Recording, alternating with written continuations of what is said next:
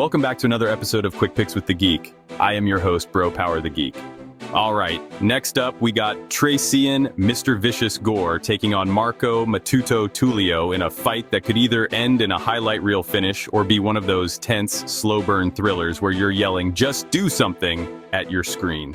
Tulio's the heavy favorite with knockout power and momentum, while Gore is the guy who will either choke you unconscious or stare at you for a round and a half before deciding it's go time. Both guys are dangerous. Let's break it down.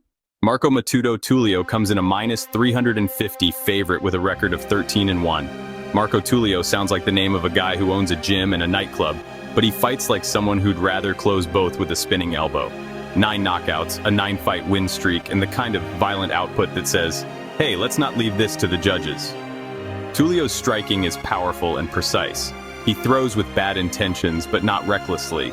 You can tell this guy trains with a purpose, and that purpose is knocking your head into the 5th row. He doesn't just land, he hurts people. When he's on, it's scary. He keeps a solid pace, controls distance well, and when he smells blood, it's over. Defensively, he's not bulletproof, but he hasn't needed to be yet. He hasn't faced a ton of elite competition, but the guys he has fought, he's been dismantling them like he's getting paid by the minute and wants to clock out early. And now he's got a high-profile UFC opponent in front of him. This is a chance to prove the hype's real. Spoiler alert, it's looking real. Treason, Mr. Vicious Gore comes in a plus 285 underdog with a record of 5-2. First off, shout out to the name Treason and the nickname Mr. Vicious. This man was either born to fight or be the villain in a mid-budget action movie. And make no mistake, he can fight. Gore has legit power, solid wrestling, and a guillotine choke that should come with a warning label. His last 2 wins, both chokes, both nasty. He's built like a tank and hits like a fridge being thrown down a stairwell.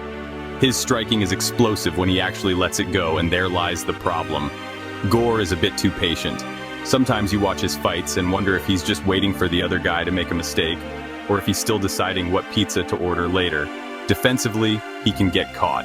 He keeps his chin a little high, and he doesn't always react fast to incoming fire. That's dangerous against a guy like Tulio, who throws combinations like he's trying to solve a math problem with fists. But if Gore does find his timing, or if Tulio gets sloppy and shoots a lazy takedown, that guillotine is coming, and it's coming fast. So who wins? This fight feels like a classic test of pace and pressure versus patience and power. Tulio is going to come forward, throw combinations, and try to overwhelm Gore. And if Gore just stands there waiting for the perfect shot, he might get buried under volume. But if Gore can land something early, or if Tulio decides to get cute and clinch up, there's always that guillotine threat. Gore has the kind of submission that turns a great round into a nap with no warning, still based on output, momentum, and how these two tend to approach fights.